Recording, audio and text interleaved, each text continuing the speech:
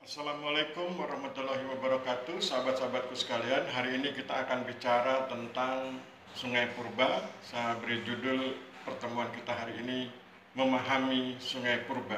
Saya ulangi, judul pertemuan kita hari ini adalah Memahami Sungai Purba.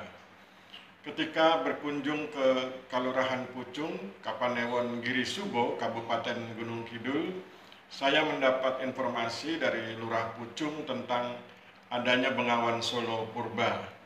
Informasi ini mengingatkan saya tentang Sungai Purba.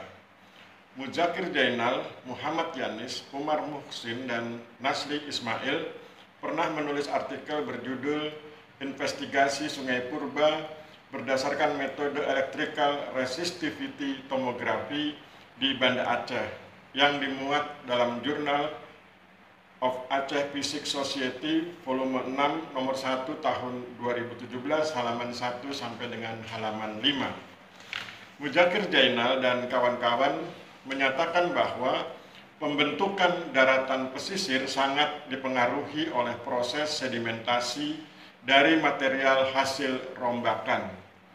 Proses sedimentasi pada masa lampau dapat dikaji dengan mempelajari Sungai Purba sebagai media transportasi material. Survei geofisika, metode Electrical Resistivity Tomography dapat dilakukan untuk menginvestigasi Sungai Purba. Hasil Electrical Resistivity Tomography mampu membedakan batas-batas setiap lapisan sedimen yang terendapkan di lokasi. Pada beberapa kasus diketahui bahwa area persawahan merupakan lokasi Sungai Purba pada masa lampau.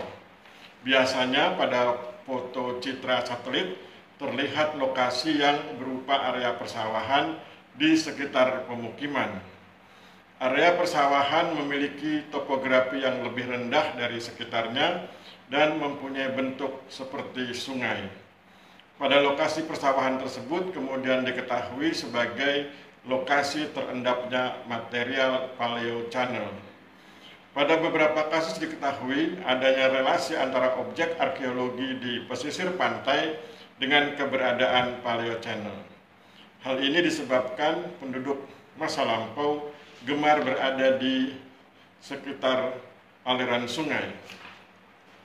Sementara itu, pada literatur lain dinyatakan bahwa Sungai Purba terlihat dari aspek geologi, khususnya geomorfologi dan geolistrik. Sebagai contoh, pada suatu kasus, Sungai Purba nampak dari bentuk lahan, khususnya bentuk asal struktural dan bentuk asal fluvial. Bentuk asal struktural dapat terdiri dari dataran struktural dan perbukitan antiklin. Bentuk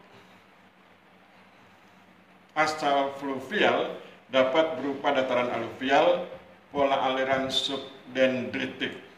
Stratigrafi dapat berupa satuan batu gamping pasiran, satuan batu pasir karbonatan, satuan batu lempung karbonatan, dan satuan endapan aluvial.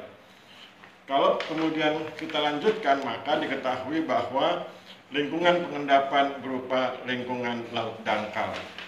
Kalau kemudian seluruh bahasan kita ini kita hubungkan dengan kondisi situs Bengawan Solo Purba yang ada di Kalurahan Pucung, maka kemudian menjadi pahamlah kita bahwa memang situs tersebut merupakan situs Sungai Purba. Karena di situs tersebut kita ketahui dengan penglihatan yang sederhana begitu bahwa terdapat proses sedimentasi pada masa lampau. Kemudian pada situs tersebut juga kita ketahui adalah area persawahan, dan pada beberapa kasus diketahui bahwa area persawahan merupakan lokasi Sungai Purba pada masa lampau.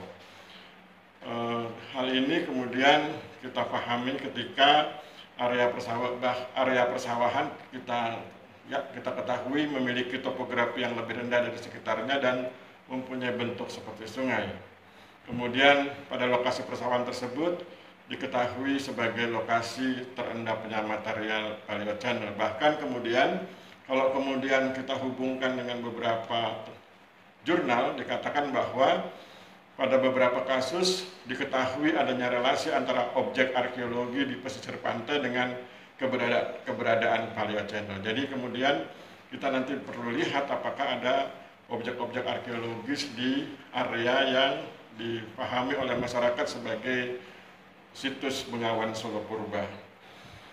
Kemudian itu bisa dipahami ketika diketahui bahwa penduduk masa lampau memang gemar berada di sekitar aliran sungai. Kemudian hal menarik lainnya adalah di situs Bengawan Solo Purba juga terdapat batuan gamping dan batuan lempung, dan kalau kemudian kita cocokkan dengan beberapa jurnal dikatakan bahwa stratigrafi pada Sungai Purba berupa satuan batu gamping pasiran, satuan batu pasir karbonatan, satuan batu lempung karbonatan, dan satuan endapan aluvial.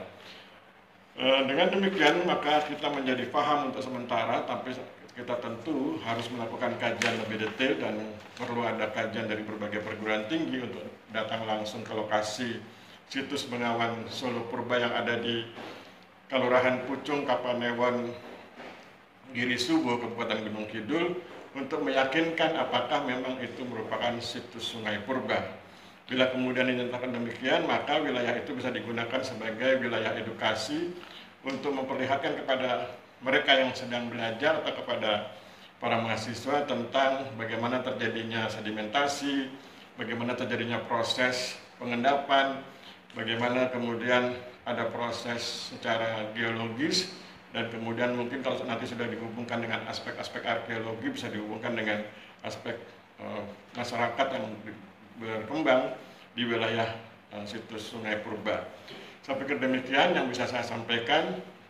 Mohon maaf bila terjadi kesalahan. Wabillahi taufiq wal hidayah. Wassalamualaikum warahmatullahi wabarakatuh.